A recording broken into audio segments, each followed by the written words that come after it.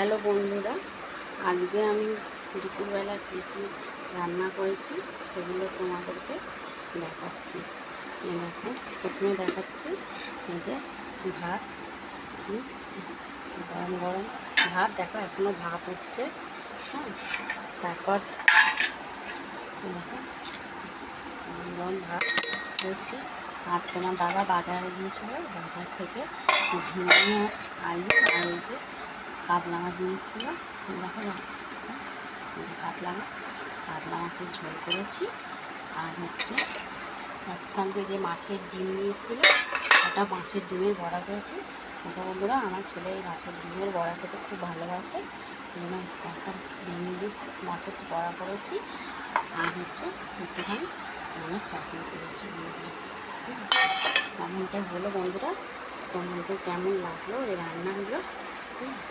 আর হচ্ছে আমার পাশে থেকো, আর হচ্ছে আমার ভিডিওটা দেখো। ঠিক আছে বন্ধুরা, এইটুকুই থাক, আবার পরে আসবো নতুন ভিডিও নিয়ে।